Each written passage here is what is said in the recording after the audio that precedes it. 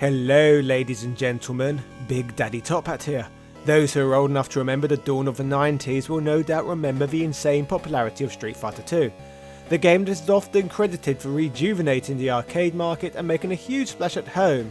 In fact, it is often considered the most influential fighting game of all time, acting as a blueprint for every game from the genre that would follow. With the huge success of this seminal fighter, this of course would lead to the gaming market being flooded with an almost countless amount of copycats and imitators. While many of these would tread very familiar paths, others would end up trying much harder to carve out their own identity, putting their own spin on the genre. Speaking of games in the latter category, perhaps no video game falls into this bracket better than the subject of today's video. As why release another fighting game that's probably just going to get lost in the shovel, when instead you can publish a game which is a little more provocative. That's right, in today's episode we are going down that strange path again to look at yet another weird fighting game, as we take a trip through time to take a naughty peek at one of the most suggestive one-on-one fighters of the early 90s. This is the ludicrous story of Street Fighter 2. It's a bit like Street Fighter 2, only sexier. Yeah! Ah yes, Street Fighter 2, the fighting game for grown-ups that features a roster made up of strictly scantily clad women wearing sexy outfits. But if racy sprite work does nothing for you, fear not, as those who persevere with this game of culture are rewarded with hard-earned images of attractive women wearing absolutely nothing. While it may perhaps sound like a novel concept of mixing lewd imagery with the emerging fighting game genre, why such an idea was concocted quickly begins to become a lot more clear when we look at the prehistory of this game. The story of raunchy video games can be traced back to at least 1982. That year would see the release of Custer's Revenge, a video game released in the United States for the Atari VCS that would receive an adult rating. The game would be deemed so offensive at the time that a group of female activists would organise a protest to try and get the game banned due to its controversial imagery. This would not be the last title of this ilk from the game's publishers though, and more would follow, such as Bachelor Party along with Beat 'em and Eat 'em. These games would generate a lot of negative media attention, but this would instead result in a Streisand effect leading to the games far exceeding sales expectations. On the other side of the Pacific, as we progress to the next generation of gaming, much to Nintendo's chagrin, the family-friendly Famicom would also begin receiving its fair share of provocative, unlicensed games. The publisher who were most prolific for releasing games of this style were a group known as Hacker International. A lot of their Famicom games would have one key element in common, rewarding hard-working player skills with images of women with no clothes on. Examples of these include the likes of Avi Poker, Miss Peach World, and Soap Panic, a game that was infamously released internationally under the title of Bubble Bath Babes, which I am sure all of you must already be familiar with. The man of culture behind all of this was a gentleman named Satoru Hagiwara, a hard-working Japanese entrepreneur and music producer who had his fingers both figuratively and probably literally in many different pies. His conquests would include publishing a monthly PC magazine known as The Hacker, with Hacker International being founded as an outlet for its writers' ideas. This would result in some cool products being produced, such as the Hacker Junior, an upgrade for the Famicom that provided composite video output with turbo controllers, and even more notoriously, disk hacker software that allowed its users to copy Famicom disk system discs without having to use one of Nintendo's authorized disk writer units. Hiroshi Yamauchi himself would oppose Hacker International's games, believing they would tarnish Nintendo's reputation, but that would not be enough to deter the rogue publisher from contracting development studios over in Taiwan to produce these ludicrous games on their behalf. Hacker International games for the Famicom were usually available in Japan via mail order from magazines. included within the pages of Takuma's Shoten's family computer magazine. It is said that after the advertisements were posted in its pages, their relationship with Nintendo turned so sour that it was threatened completely. This led to Takuma's top executives travelling to Nintendo to apologise to Yamauchi in person. What a crazy tale this one is turning out to be.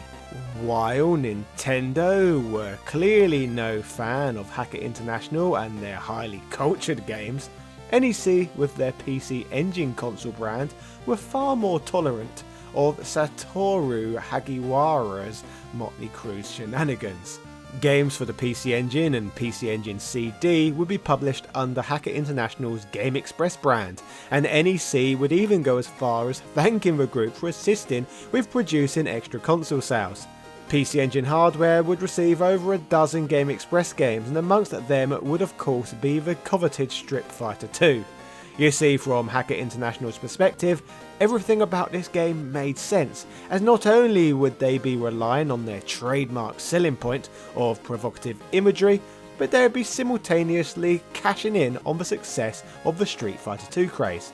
If the group had any opportunity to make good money, now was that opportunity. But the only problem was that making a fighting game was no easy feat, and certainly not a genre of video games that the company had experience with. To circumvent this lack of expertise, as usual Hacker International would turn to Taiwan, whereby they would license a fighting game engine from Computer Entertainment Incorporated. This engine had been used previously to create the game Super Fighter, a 1993 title that had been developed and published to run on the MS-DOS format. Unlike other platforms, fighting games would not be common on the PC Engine, so outside of an awesome conversion of Street Fighter 2 itself, Street Fighter 2 found itself in an ideal position, facing limited competition. So without further ado, let's dive in further into the lunacy that is this game. Progressing past the menu screen, players have the option to play as one of 6 different alluring fighters. Once a heroine has been chosen, in typical fighting game fashion, players must then run a gauntlet of 2 out of 3 round encounters in an effort to defeat each femme fatale in this game. We will get to discussing the roster and the fighting mechanics of this game in a little more depth very shortly, but first, let's touch on how Hacker International's not suitable for work trope is worked into this one. You see, after the first round, players are met with a wink and a message from a scantily clad woman, who one can only assume is promising to take their clothes off if the player is victorious. Winning 2 out of 3 falls then delivers on such a promise. However, I am not showing you myself, as you did not earn such a reward yourself. After all, that's only fair. As for the selectable roster of fighters themselves, we have Bella, who wears a hood resembling a hawk, who has moves like an air projectile known as the Twister Storm, along with a dive kick known as the Thunder Drop. We then have Martha, who has a mohawk and a sort of glam rock image, who has a fireball projectile, a knee drop, and a hair flip special. Further to this we have Medusa, who looks almost Poison-esque. She is capable of multiple projectiles and can even electrocute opponents in the same way that Blanca does. Amongst the even more ridiculous is Amanda. She has a funky rainbow projectile, but even more ridiculous, get this, she has a boob dash and a boob lariat. Which sadly, to protect my revenue, I am going to need to have my editor censor. This game is ridiculous. The roster also gives us Yuki, who is essentially this game's answer to Chun-Li, who is capable of pulling off an energy wave and performs a very punishable somersault. And most tantalising of all, she can pull off a nude uppercut. Just wow.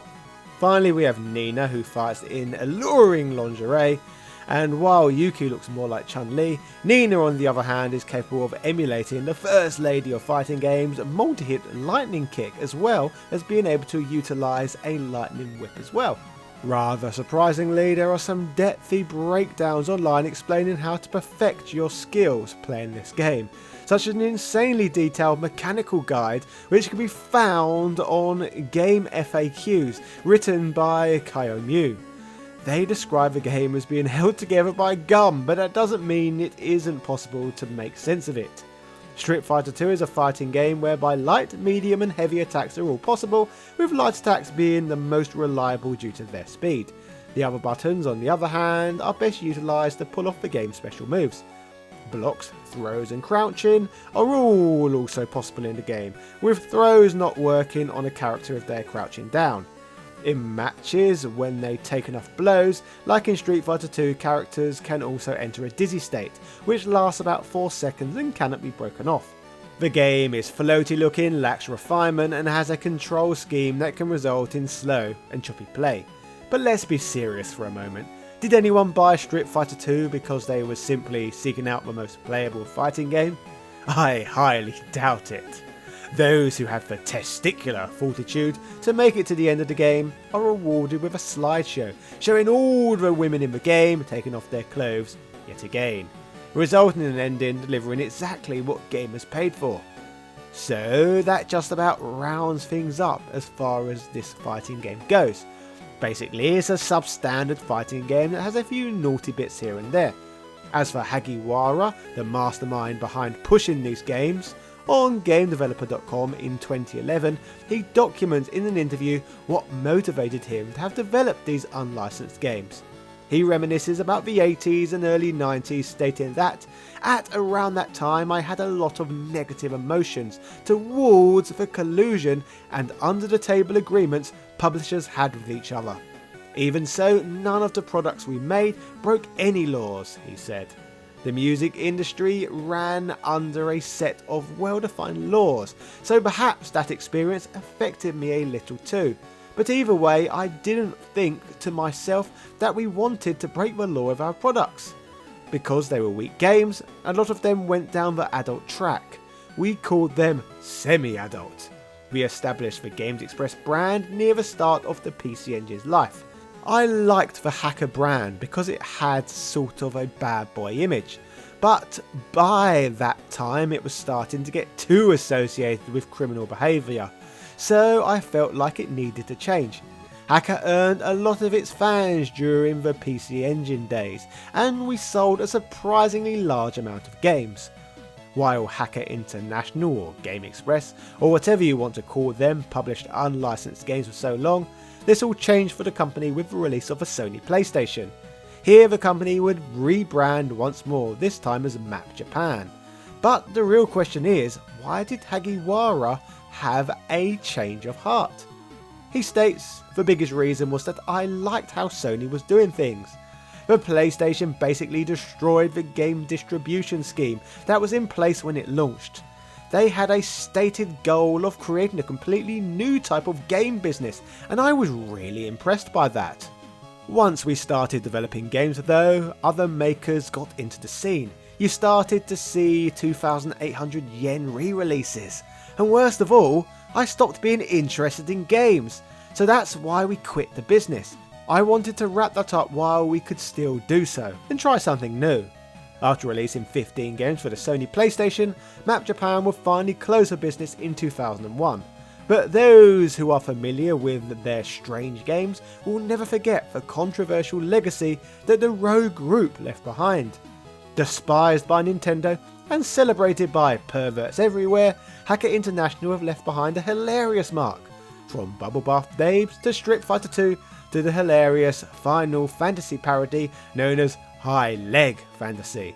Hagiwara certainly walked his own path in gaming and left on his own terms too. For this reason, next time you play one of these redonkulous games, have a think about what they did for the industry in their fight against the Japanese gaming giants' dirty, under the table collusion. There is more to this tale than a few provocative pictures. So with that said, ladies and gentlemen, that was the story of Street Fighter 2, a crazy in concept fighting game inspired by the success of Street Fighter 2. Since this video is drawing to a close, I'd love it if you could leave me a comment down below letting me know what you thought of today's episode. Also, why not let me know which odd fighting game you would like me to go into detail about next. Please like this video, and if you are new here, subscribe and ring that notification bell. I have hundreds of videos like this one covering fighting game history for you to check out. Before I say cheerio, I would just like to give a quick shout out to my channel Patreon backers, who have gone that one step further to support my work. I am eternally grateful to the likes of Ben Harradine, Carl Johnson, Heo, Paulo Lopez, Johnny Holly, Ryan Dinched, Evan Border, Azrakai, Ego, Jordan Durant, Ian Boyle, Nick Daniels, Princess Zana, House of a Ted, Matt Fowle, Steve, Justin Wang, Hermes Gonzalez, Manshovel, Sang He, Langston Miller, Vlaming Renee, TOG Driver, Luis Viant, John Bates, David Bow, Antonio Rodriguez, Synth Spaces, Punk Toast, and everybody else who backs my work over on the Patreon platform.